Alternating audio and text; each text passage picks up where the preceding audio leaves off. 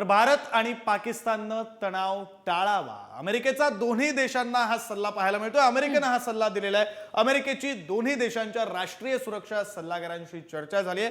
भारत आणि पाकिस्तान संवाद कायम राहिला पाहिजे असं अमेरिका म्हणते। मात्र अमेरिका हे म्हणत असताना पाकिस्तानची भूमिका काय आहे, तर पाकिस्तान LOC वर अजूनही अंधाधुंद गोळीबार करते। ही भूमिका अमेरिकेची आहे। अमेरिका म्हणते की संवाद कायम राहिला पाहिजे, शांततेचं आवाहन अमेरिकेकडून केलं जात आहे। मात्र पाकिस्तानला ते मान्य नाही आणि त्यामुळे मग भारताला ही अशी कारवाई करावी लागली। भारताला ऑपरेशन सिंदूर राबवावं लागलं आणि पाकिस्तान मधल्या 9 दहशतवादी ठिकाणांचा खात्मा करावा लागला, उद्ध्वस्त करावी लागली 9 दहशतवादी तळ। तर भारत पाकिस्तानला आता तणाव टाळावा अशा पद्धतीचा सल्ला दिला गेलेला आहे। अमेरिकेकडून दोन्ही देशांना हा सल्ला दिला गेलेला आहे। तर आपण बघतोय राज्यभरातून देशभरातून जशा प्रतिक्रिया येतात तशा आंतरराष्ट्रीय स्तरावरून सुद्धा आता विक्रांत काही प्रतिक्रिया हाती येत आहेत।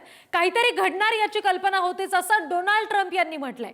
भारत आणि पाकिस्तान हे अनेक शतकांपासून एकमेकांशी लढत आहेत, आशा आहे की हे सगळे लवकरच संपेल असं ट्रम्प यांनी म्हटलंय। भारताच्या हल्ल्यानंतर अमेरिका राष्ट्राध्यक्षांनी ही पहिली प्रतिक्रिया दिलेली आहे। अमेरिकेचे राष्ट्राध्यक्ष डोनाल्ड ट्रम्प यांनी भारताच्या पाकिस्तान मधल्या हवाई हल्ल्यानंतर ही प्रतिक्रिया दिलेली आहे। Any questions for Steve?